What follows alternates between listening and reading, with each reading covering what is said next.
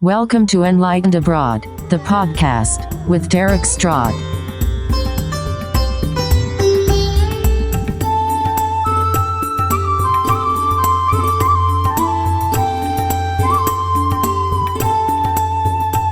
Welcome to episode 5 of Enlightened Abroad.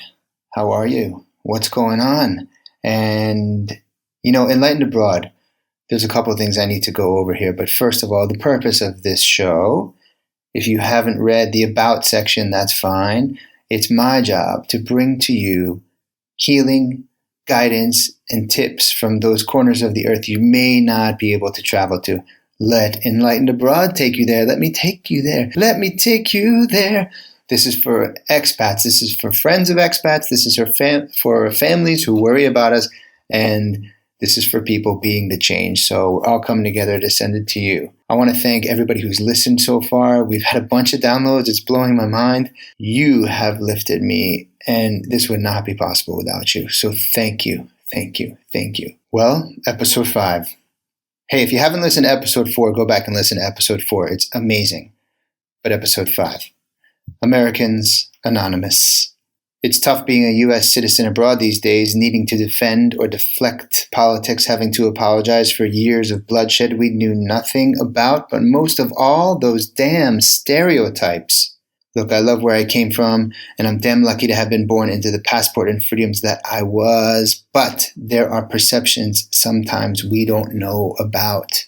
And this episode goes into that. My dear friend from the US of A is here, and she's going to talk about her experiences as well. So please enjoy episode 5. Oh, by the way, we are in a very sensitive part of the world, so we have adapted our behaviors and language and things like that. So the content's a bit vanilla, but that's one of the beautiful challenges of being here and recording in this place. So, and thank you to the country we're in. Enjoy our creative ways at talking about things without putting triple X's up in your face, okay? Episode 5 of Enlightened Abroad, Americans Anonymous.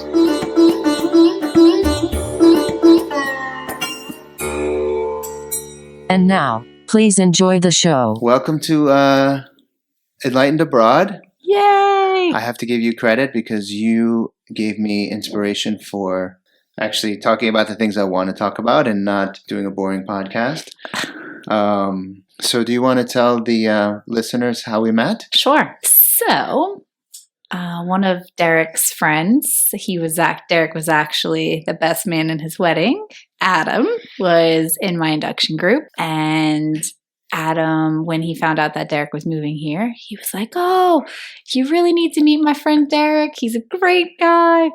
So I kind of didn't realize, that Derek was Derek, but I knew about Derek through Adam. And then, did we meet on the beach the first day? Yes. Okay, so met on the beach, figured out, oh, this is Derek, blah, blah, blah, blah, blah. Every time there was something going on, I would always be like, oh, Derek, do you want to do this? And he would see me and he'd be like, that sounds terrible. No, I don't want to do anything. What do you mean? I just remember telling you, oh, I'm going to go here, do this. And you'd be like, oh. So it'd be like in the elevator, parking lot. What? I don't know if I made that sound. Yeah. Okay. I think you did. No. But when I met you, you were a party animal pretty much in the sense of doing a lot of events. Okay. Right? Yeah. I was pretty busy. I stayed busy a lot during that time. Yeah. You were going to lots of weddings. Lots of after-hour parties? Yeah. Yeah? Yeah. Okay. Which are totally legal here, so it's fine. So we're both Americans. We share that. We're both Cancers. Yeah. So we share emotional sensibilities and Americanism. But my experience is probably different than yours. So when you decided to make this jump to the Middle East, let's say, you were in the U.S., and what pushed you to come out to work abroad? So I think for several years before I actually applied with Teachaway to teach abroad, I was just searching for something different to do. I was kind of fed up with the way teaching was going. I felt bad for the students because there was, so many standardized tests, and it just kind of felt like a negative environment, and I was just kind of tired of doing it. So kind of racked my brain trying to figure out what I could do differently. So you were a teacher in the US. Yeah. I'm going to ask you questions that I already know. I know it's weird. Sure. But in the mindset of like someone who's listening who doesn't know. So you were a teacher in the US and you thought that it was stressful for the kids there? Yes. Because of testing? Yes. Can you tell me more about that? So I guess all I can relate it to is when I was in school, we had art and music, and school seemed less stressful. And I think that before I left to move here, it was a completely different environment than I remember when I was going to school. And so I feel bad for the kids because they get stressed out and they feel all of the pressure from the testing that I didn't feel when I was a kid because we didn't have that kind of pressure. Like a pressure to achieve a certain grade? Yeah. And you don't remember that as a kid growing up, right? I remember a pressure to achieve grades on my report card. And I think I did that to myself. But I think that the overall atmosphere of school wasn't stressful. And I don't think that the teachers, at least from my perspective, didn't seem like they were stressed out like the teachers that I was working with. It seems like everyone was just stressed out. Teachers, parents, students.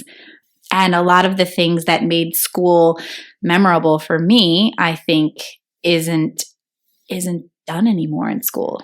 Wow. Would you say that it's stress that's like part of our culture, or that's just school culture there? Oh, definitely a stress that's part of our culture in general. I think school is just one aspect of it. Yeah. What is the reason for that? I think it's just the way that society makes you feel like you have to achieve. And that's the way that your success is measured, is by your grades when you're a kid, or by what type of activities you do outside of school. I feel like because society makes the parents feel like they have to be constantly busy with all of these things, it becomes more of a chore than something I think that the kids enjoy. Did you see Bad Moms? Yeah. That reminds me of that movie. That was a good movie. That was. And I think that if,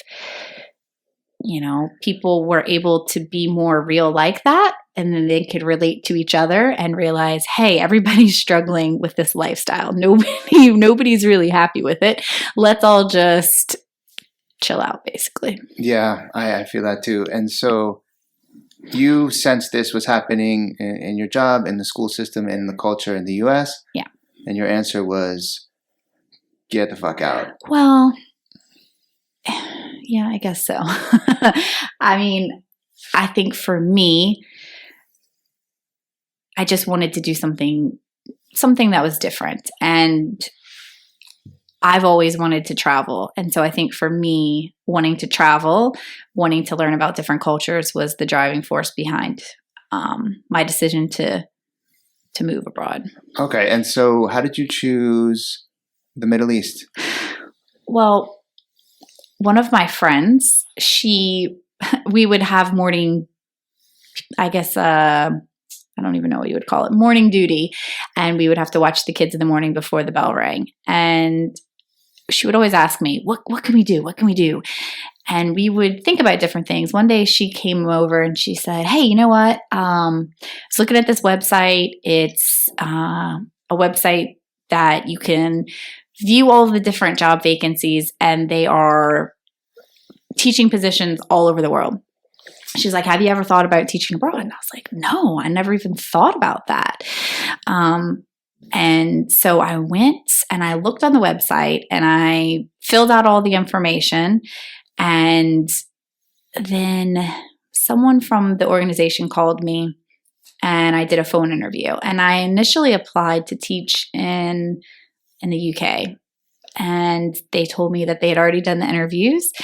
would I be interested in the Middle East? And I didn't even think twice. I just said, yeah, sure. So the Middle East, if you know, like people from home, there's some perception of this area as really dangerous. Mm-hmm. Did you have a lot of friends or people telling you don't go there and you're going to get killed and stuff like that? No, I think my dad said no, but he didn't go into any detail like that. He just said no because he just is fearful of everything and doesn't want me to do anything that's that's any different from what I was doing. There's a pressure to stay in the U.S. in a certain job and get a certain status, right? Time when I was driving back from the interview, the last thing on my mind was my retirement. That just seems so far off. And it actually, the thought of me working 10 more years in that same situation made me feel that was not going to happen. That wasn't an option. I wasn't going to do that.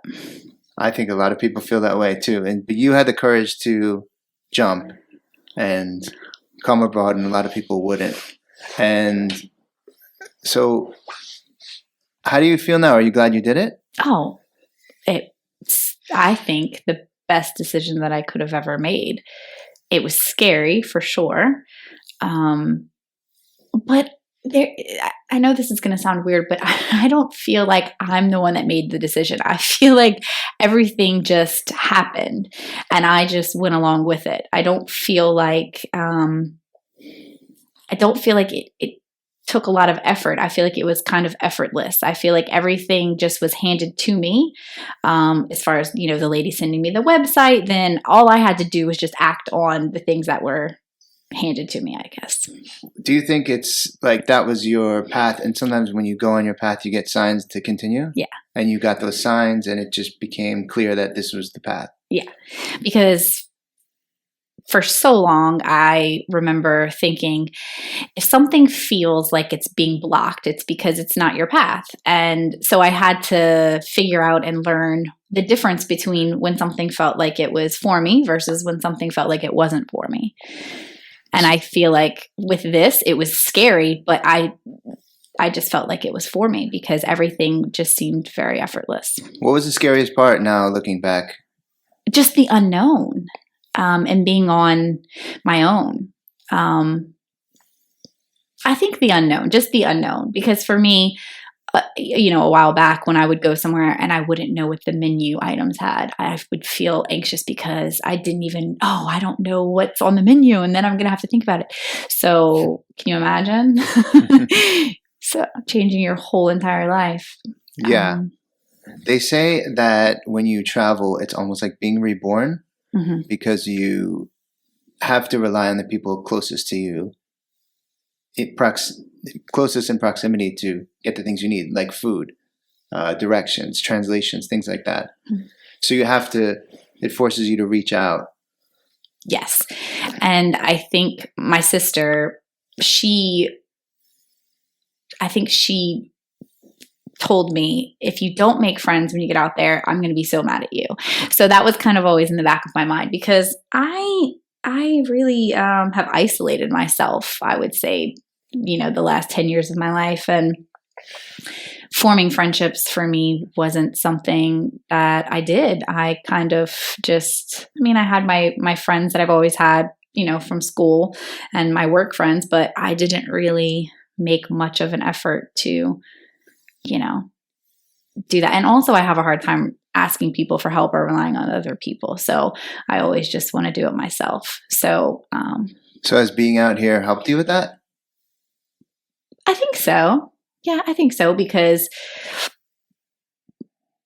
yeah, I do. I think the initial move, I had to rely on other people to help me with my dogs, and I had to rely on, my family to let me live with them and, those kind of things. So yeah. That can be tough when you move out, you have your own place, and then you have to go back to family. I've done that. So then, okay, how was it making friends here? Because when I met you, you had like a large group of friends and you were inviting me to stuff, and which was great. Thank you. And we lived in the same building, so it was like a fun neighbor hangout. But when I met you, I would never say you had problems making friends. So how did you get over that fear, or how did you make friends when you got here? Did you do something differently?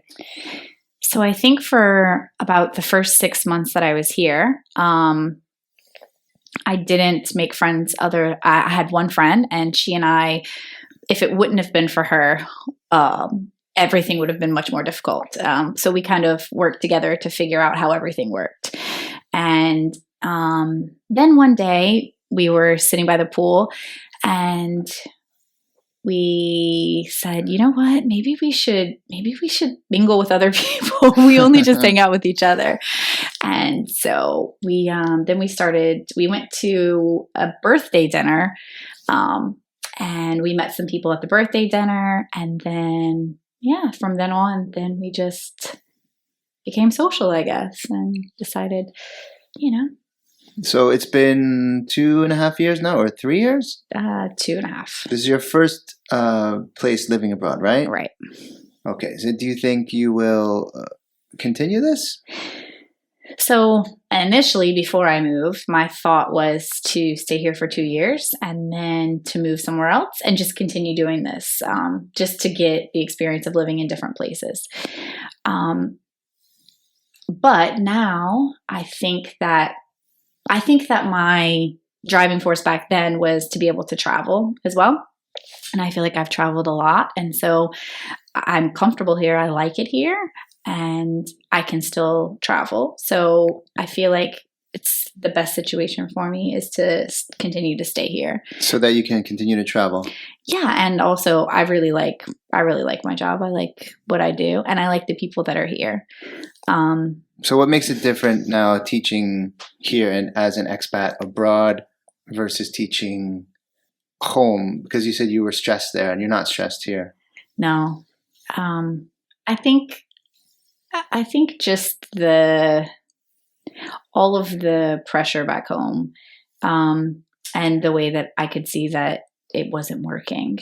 I just didn't want to be in that environment anymore. Yeah, it's different. And I remember seeing like kids in Chile when I was teaching in Chile, and there was no supervision at all on the playground. This would have been like 15 lawsuits in the US. And there was one teacher kind of standing in the front, I think smoking a cigarette or something. And I was like, you can't leave these kids by themselves. This is crazy. And I was freaking out, and nobody was freaking out except for me. And not one kid got hurt. I think maybe a kid skinned his knee, but they were contained. And I thought, maybe we in the US, maybe we kind of over supervise our kids. Maybe we don't need all these fences and rules and stuff. And have you found that here as well? Yeah. Or the difference of teaching style and. Yeah. Well, when you were saying that, it made me think about when I was a kid. I don't think that I had, that kind of supervision from my parents to be able I think I could just ride my bike and go anywhere. I walked home from school. I think that we just had more freedom. And I feel like now I don't have my own kids, but I have nieces and nephews, and I see what, they're restricted to, they don't go outside and just ride their bikes around the neighborhood. They don't get to do those kind of things. No? No. Yeah. It seems like every time I go back, I don't know if it's that I'm removed from it, so I see it more, or if it's new, or if it was always there. Yeah. I'm not sure. You haven't been back yet. I haven't been back. Okay. No.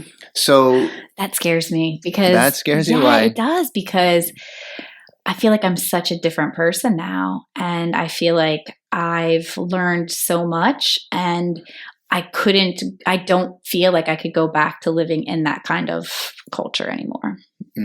I understand. Repatriation is the hardest thing I think I ever did, because I took a break of 2 years, tried it again, and it was so hard to explain to people that now you like see this other side of life, and they don't know, they don't see it, but it's almost like you have a matrix wisdom or something, and you're like, why are you doing it this way? You don't have to do it this way, but then it's also your own home, so it's your childhood that you grew up in, that was all you knew. So it's this weird thing. So you don't think you'll go back to live? Would you go back to visit? I don't know if I'll go back to live. I mean, right now, I don't feel like I want to, but maybe, and that's the thing. I feel like I don't want to say never for anything because I really don't know. In the moment today, that's how I feel. Okay. Maybe a week from now, I might not feel that way. So, okay. What would you say to someone who is sitting at home as a teacher who might be feeling what you felt, stressed, overworked, like, oh, so many things to achieve, who might want to take this jump but is scared? I mean, what would you tell them as like a first step or encouragement, knowing what you know now? that it always seems scarier initially, but then if you just take it piece by piece, step by step, day by day, kind of moment by moment even, then it's manageable. And also just to be flexible, I think. I think being flexible and kind of going with the flow makes everything easier. And I think, at least from our culture in the US, it's hard to just go with the flow and just realize that there are a bunch of different ways to do different things. And yeah, I notice that sometimes when I go out to dinner with new expats, especially from the US, and they're like expecting a certain thing. Where's this waiter? I'm like, you gotta chill. It's a different place. Right. So I think if you just go with the flow and you just take everything day by day and just try to look for, I think the good things instead of trying to compare to what you already know. Just look for things that you can take away. Things that you can learn, things that you can take away, things that can make you. Yeah. So that's good advice. I like the moment to moment stuff and definitely step by step. So, don't make it a big thing. And also, we've talked about it before, but the process to go abroad, it takes a long time, right? How long did it take you? So I applied online in June of 2016. The phone interview happened in July, and then I had to drive to Houston from New Orleans for the actual interview. And so from the time that I had the interview, it was in July. I didn't come here until November of 2016. That's faster than me. I think mine was 6 months. Okay. But yeah, it does take time. So it's important to just start. And the paperwork is not what we're used to. The interview process is not what we're used to at home. So it takes time. And I think patience was definitely. But you know what? It was interesting because I've never not worked since I finished school. So I was always a teacher. And I think that downtime, because I had 3 months from when the new school year started after I resigned until I moved over here, where I didn't have a job. And that was very new to me. And I think, I don't know how I managed to not be very stressed out during that time period, because I think it would be in my nature to be, thinking that I needed to be doing something. But I used that time to pick up my nieces from school and to, do things that I enjoyed that time period, actually. That time period was nice. Even though it was kind of stressful because I wasn't sure what was going on, I just trusted and knew, okay, everything's going to work out. Everything's going to be fine. I think other people were more stressed out for me. I feel like on an everyday basis, they would say, hey, when are you going? And I sometimes think people thought like, no, she's just making this up. She's not going anywhere. Like, this is such a long process, but. Yeah. That first September, right? That first Labor Day where you didn't have to stress because you knew school was coming up the next day. That must have been so awesome. It was so nice. It's probably the first one in your life. First one, yeah. Isn't that crazy? Yeah, first one. Every single year till we're like 22, Labor Day is like, oh no, gotta go back to school. And then that first September where you're just chilling, it's like, yeah. No, yeah, you're right. That's exactly how it was. It's nice. But then sometimes I would get, I would go back into my head and start thinking, what am I doing? I just quit my job. I don't have any of the security anymore. I don't have health insurance. I don't have any of the things that I thought made me feel safe and secure. I didn't have that anymore. So it was freeing in a way, but it was also scary in a way because I had never experienced that before. Oh, yeah, I can see that. And now you have health insurance. Right. with our job. Okay. So that's good. And tell me about some of the things that with the travel and stuff what have you found? Oh, so at every opportunity that I have, I think when I first got here, it was more about me just trying to settle in and figure things out. And, but I was very excited about being able to travel. I think now, I try to use every opportunity that we have time off to travel. So I'm always planning vacations. That's what I like to do in my free time. I like to plan. I like to look on Pinterest and see all of the things that I can do.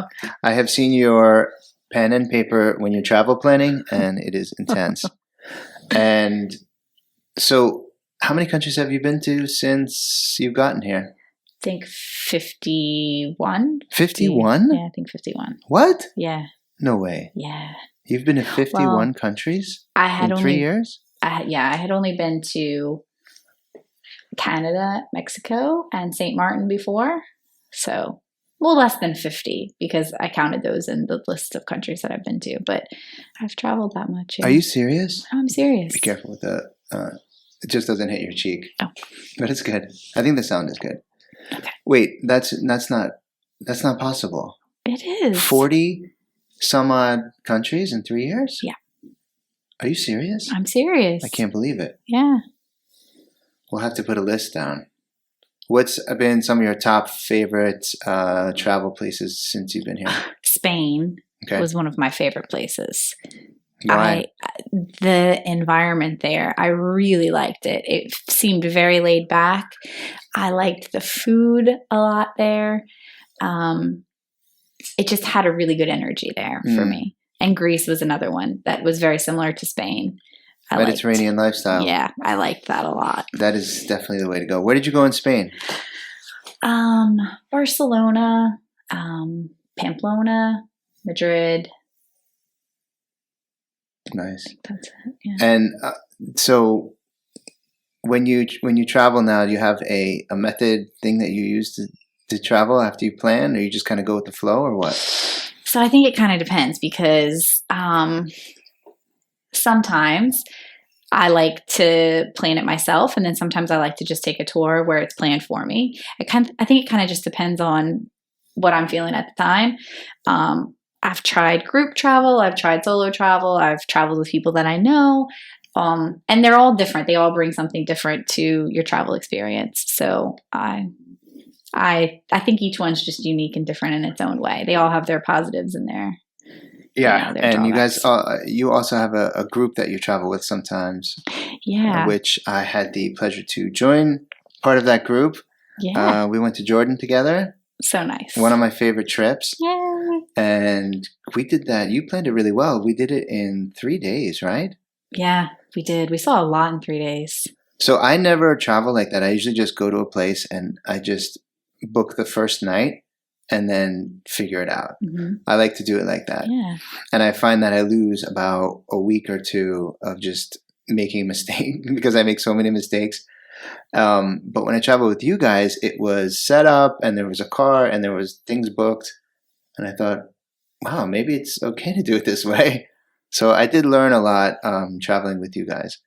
I also learned that I need to travel by myself sometimes as well. Yeah. But to each his own. And what's your goal do you have a country goal? No. Like number? I don't have a number goal. I just have a list of all the places that I want to see. And yeah, so I just want to see those places. I kind of don't want to go back to places that I've already visited until I visit all the places that I want to visit. And then the idea was the places that I really liked, go back and revisit those places. So I kind of just got a taste for each place because I really didn't stay long in each place. It was kind of just like hit the highlights of the place, get a feel for it, you know. As a woman traveling alone, do you feel nervous sometimes? Do you feel like you have to be careful in certain places? How do you deal with that? I guess it depends on the place. And I think for the most part, places that felt to me like they would be more dangerous, I did with a group. So the places that I did solo traveling, I felt like they would be, you know, okay for me to do by myself. But yeah, there were times where, you know, transporting like from the airport to a certain place and it was nighttime, I kind of had to be more aware of my surroundings. But I never felt unsafe traveling by myself. Have you? That's good. I mean, it's important. I don't know what it's like as a woman traveling. Sometimes I forget that it is different. That's why that question popped into my head. Did you ever have a travel story where you had an aha moment or like, wow, this blew my mind, something like that? I would have to think about that. Okay. Should have given you that question beforehand. That's all right. Well, you can think about it. Yeah. I know for me, one that I had when I first started traveling was actually in Spain. Funny that you mentioned that. I was 21 or 22. I was 21. It was the first time I ever traveled before. And I was so stressed out. And all I wanted to do at 21 was like have sex with European girls. And not even one woman would give me the time of day. I was like reeking of desperation and American attitude, and just no one wanted it. And I couldn't figure it out. I was like, I'm young, I'm attractive, this works in New York, I don't get it. And I was really lonely. And I remember writing in my journal every day, like, no one will talk to me. Oh no. And it was so sad because I read that journal before. And this was like the first 15 days. And finally I arrived in Spain and I met an Egyptian American guy who just befriended me on the train, and the train was late and I couldn't book a hostel at this time. I was still using the Let's Go book, and I was calling hostels. I didn't have anything booked. Everything, I'll never forget it. They said, está completo. Everything is full. Everything is full. I was like, what am I going to do? I had this big backpack, and this guy turns to me. He's like, put your bag in the locker. Have I told you this story before? No. Okay. Put your bag in the locker in the train station, and we'll just go out. I'm like, we can't do that. No way. Like, where will we stay? He's like, don't worry about it. It's like, all right, well, I have no other choice. So I locked my bag in the train station locker, followed this Egyptian guy who was chain smoking Marlboro Reds, and we just went to a bar, had some drinks, some tapas. We met 6 local women from Barcelona who took us out, took us to these spots. We wound up partying all night and sleeping on the beach. And I woke up on the beach and I was like, wow. So for me, that was one of the experiences where I was like, I can let go a little bit. And it showed me that everything's going to be okay. Just trust. You don't have to always have everything planned and always have everything. Right. I think, like when you were just explaining the story, I think that you taught me how to just realize that I don't have to have everything planned, because talking to you about the way you travel is totally different from the way that I would travel. And so I think that I took a lot of what you said and I was like, I don't have to have everything figured out, because a lot of times the best part is the journey and figuring out, stuff like that would have never happened if you would have been adamant about, no, I'm going to do it this way, this way, this way. Right. So sometimes it's best to just go with it and see where the day leads you, I guess. So have you had anything like that happen to you? Now that you've had time to think about it? A little bit, but not like that. But I think one of the coolest things that experience traveling is meeting people. And sometimes I don't. Like, for example, this last trip that I just did, I didn't meet anyone. I didn't really talk to anyone. And I think it was because I was closed off to that for whatever reason. But I didn't. But I think when I'm open to meeting people, I've met some really amazing people that I've kept in touch with, which was definitely something new for me. I just have realized also how nice people can be, and how, especially like for example, the example that I'm thinking of is I was in Kuala Lumpur and I was at a hostel, and I was kind of a little, not really sure about the hostel. It was weird. It was in an apartment building, and I was the only person in the room, and they had bunk beds in there, and it just seemed weird. And then there was another girl, I could see her stuff was in the room, so I knew another person was in there. And when she came in one day, she was talking to me, and we had so much in common. We were both teachers. She teaches in Hong Kong, and she was traveling. So we ended up just sightseeing together, which was really nice. And then I mentioned to her that I was going to Hong Kong, in a week or so. And she said, why don't you message me when you get here and I'll show you around Hong Kong? And that was amazing. that to me was one of the most amazing experiences, was having someone that knew the place show me the place. And that was great because, Yeah, it's much better. They do that stuff on Airbnb now and couch surfing. Have you ever done couch surfing? No, I've not. Couch surfing, I don't know if it's still as popular as it was, but you could, you go and stay with someone and then they would take you around in exchange for sleeping on their couch or an extra room or whatever. And usually it would be someone, you would make them dinner kind of as a courtesy, but you wouldn't pay them anything. Oh, yeah, that sounds nice. There's also volunteering things that you can do, you as like a work away, you work and then you work for 4 hours a day or something and you stay there. I remember looking into it was organic farming. Yes. I don't remember the name of the organization, but before I moved here, I wanted to do something like that. Was it woofing? Yes, that's it. That's exactly what it was. Yeah, I've never done that. There's woofing and then there's another one called Workaway. Okay. And we'll put links in the bottom here. But those are good options. I did that for 1 month also in Ecuador.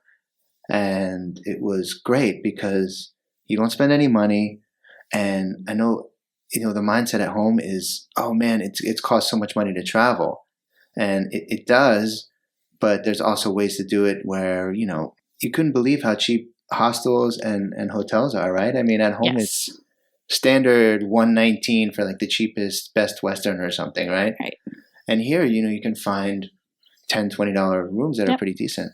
Yeah, that's pretty much what I use every time I travel is a hostel. And I had never stayed in one before I moved here. So But you shared rooms? Yeah. And you're okay with that? Yeah. Yeah. And I think the first time that I did a group tour, I had to share a room with another person and she was lovely. So, we're good friends. I guess it might not always work out that way. You might not be fortunate to have someone that you want to share a room with. But yeah, anytime that I've shared rooms with people that I didn't know was always fine. Always worked out fine. What are some things that people perceive of you when you say, like, I'm an American, that you don't like? So before, I never thought about that because nobody ever asked me. Obviously, back home, nobody ever asked American. me. Yeah. So at first, I didn't think anything of it. And they would ask me where I'm from, and I would tell them. And then the reactions that I got made me not even want to tell people that I was from the U.S. Yeah, I've gotten that too. What was it like? Well, first, because it was around the election time when I moved here. So then everyone asked me my opinions on politics. So I didn't want to say that I was from the U.S. because I didn't want to have to talk about politics. Right. And then is there a baby I hear screaming a baby, in the background? Yes. So this is real. We're in an apartment, so we got to keep it. That was strange.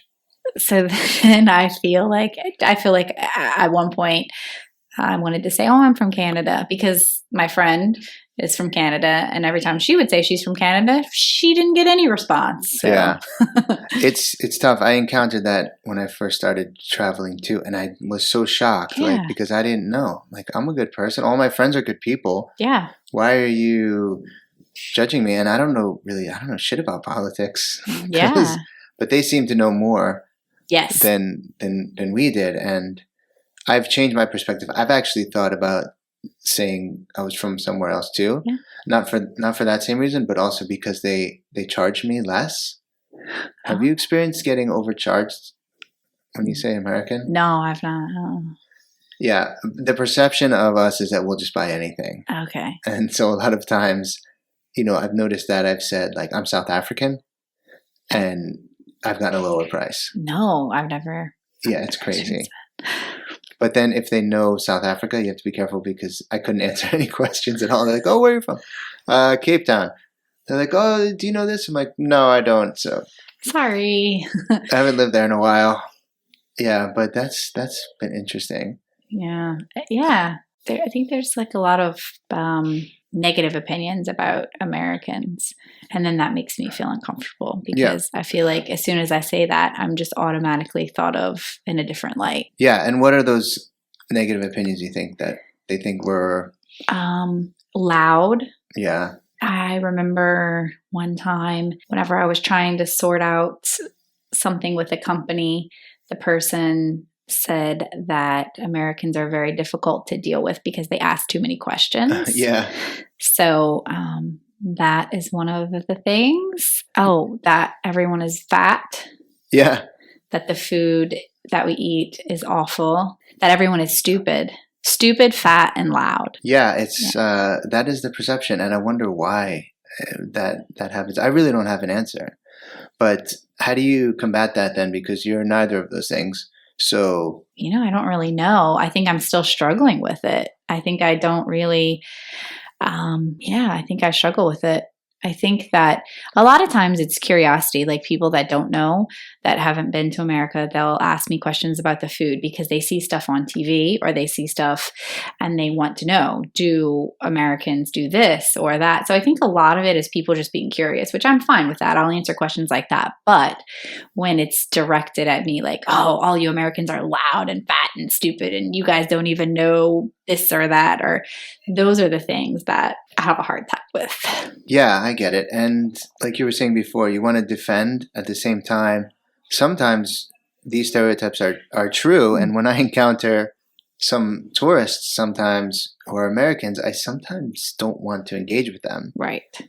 No, I understand what you mean. Yeah. And I feel bad because it's like, well, you're my nation, you're my brother from home or sister from home, so to speak, but I actually just want to hang out with this Irish guy instead. Yeah. I don't know why that is. I don't know.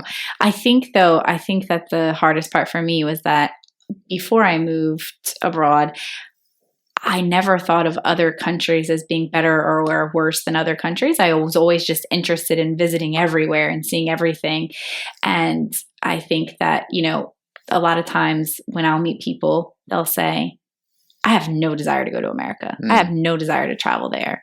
And so those are the kind of things that I think I get a little upset by because if you've never been there, you've never experienced it, why do you have these really strong opinions about it? Yeah, I understand. And I feel bad. So I used to feel like I had to defend. Yeah. Now my answer has just been be a nice, kind, loving American person. Just be an example of another thing, another way. And that one takes a lot longer. Yeah. When they notice that, okay, you stick around, you do what you say, you're not loud, you're a cool person, you're fun, and you're smart as well. And when they see those, then they say, oh, okay, I thought Americans were all this, but you're actually this. So that's been my only answer, is just to provide another experience for them. You're right. As, this stereotype. But it's hard because it takes a long time. And it's really frustrating when you encounter it right away. Yeah.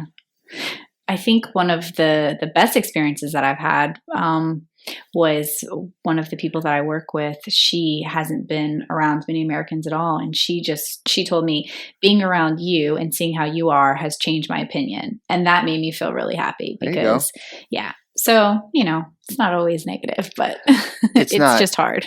And I also find that people who travel a lot are less judgmental. Do you find that? Yeah, I think so. Yeah. I think the more that you're exposed to different people, then obviously the more you realize we're all the same and we're all connected. And instead of being divided and trying to figure out all the ways we're different, I think people that travel and, see the similarities in people. Yeah. We're more alike than we are different. Yeah. I think someone else said that on this podcast. Yeah. So, that's really good. Let's talk about how you see your next move, or now that you've had this experience. I know you said before that it was to travel and you thought maybe you'd do 2 years, and now you're feeling more settled.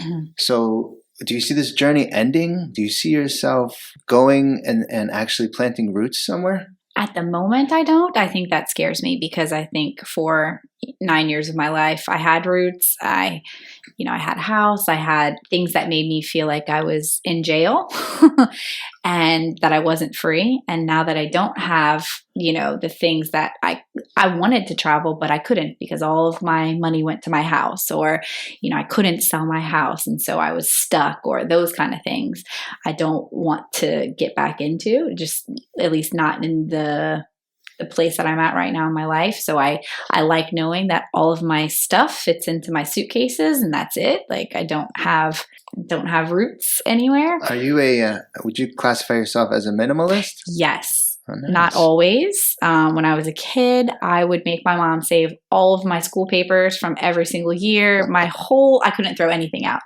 So this has been a huge change for me, but it's so much better. I love it because I think stuff just takes up mental space in your mind and then obviously physical space. And the less that I have, the happier that I am when it comes to stuff. So this travel was like a decluttering for you in many ways, right? Yes. What did you do with all your stuff at home? So many different things. So I had garage sales. I sold stuff online. I donated tons and tons of stuff. I remember my sister-in-law outside of her house, I had boxes stacked like 3 high, the whole length of her garage. And they came and picked it up to deliver it to like one of the charities. But I did that even before I decided that I was going to move here. A couple years before I even decided, I went through my whole house and got rid of tons of stuff. So the amount of effort that it took to get rid of all the stuff, I never want to experience that again, which is why before I buy anything, I really have to like it a lot. And it has to be something that's practical, that's not just going to be, a waste of my money and a waste of my space. So a lot of people would say at home, especially, that getting a house is the ultimate, dream. Getting a house and having that is what everyone strives for in the US. Yeah.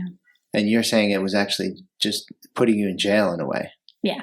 So for me, I guess everybody's experience is different, but for me, yeah, I think society told me that that's what I needed to do. I needed to buy a house. And if I didn't, I wasn't successful. And I think I bought into that and I thought it was really important. And at the time, I think, maybe it was for me. But then when I started downsizing everything and I didn't want that, all I wanted was an apartment, like a tiny apartment. I remember thinking back to that. I would be so happy with a tiny apartment and I don't need this house. And a lot of the things that I remember thinking back then that I would be happy with, I'm experiencing now. And so that makes me feel happy because I feel like I remember always telling my sister-in-law, I want to live somewhere that's like a nursing home, like where your friends are all right there. You always have people to go to dinner with. You always have people to hang out with. I thought that was the coolest thing. When I would go to nursing homes and I would see people playing bingo or they'd have dinner together, I was like, I need to live somewhere like that. And I feel like where I live now is exactly like that. Minus the, all the pills and the pains of age, right? Exactly. So, and it's also, it's very similar to how you would live when you're in a university setting, except we're older and we have more money now. So it's nicer because you're not a poor college student, but yet you're not, an older person where you're restricted. And yeah, we live the retired life here. Yeah. It's really nice. I agree with you. It's kind of like the communal living aspect. Yes, yeah. I like that. Yeah, I like that too. And we don't do that. We separate ourselves in these houses and boxes. And yeah, communal living is something that I really enjoy too. That's great. So how many countries are you going to get this year? I don't know. I'm going to go to Japan. Japan is next? Yeah, Japan's next this month. And then I'm not sure what I'm going to do over the summer. I don't know. Okay. I want to go to Australia. Yeah. Yeah. Wow. Yeah. So this is the first of many. This is the first of trial episodes for this podcast, Enlightened Abroad, and the idea is that providing a space for everyone to have a voice, because I love podcasts. I love the way they are, and I learned so much. But a lot of times the podcasts I listen to, they're either famous people or someone who's achieved a large amount of success, and then they're telling you how they did it. And I think it's interesting to find the people who are just living life and just found this way, and that's what we're doing. Yeah. So thank you. You're welcome. And I'll link to all the things we talked about in the show notes. Yeah? So any last words for all those struggling Americans out there? I think honestly, it's just, if I could sum it up in one word, it would just be to slow down, to think about what's important in life, and to realize that, maybe the things that you think society wants you to think are important maybe aren't so important to you, but what is it that you are passionate about, or what is it that makes you feel happy? And then just go about your life trying to figure out whatever that is, and then act upon it. And don't be so afraid, because everyone is doing the best that they can, and we're all learning. No one's an expert on anything. So a lot of times when something might seem like a failure, it's actually a success because you're learning so much from it. So don't be afraid to make mistakes, and don't be afraid to fail, and don't be afraid of the unknown, because I think for me that was the biggest fear, was the unknown, and just to take it day by day. Because honestly, after this experience, I feel like there isn't anything that I can't do. That's great. Yeah. So the unknown is where the fun is. Yeah. And you have one job. To be happy. To be happy.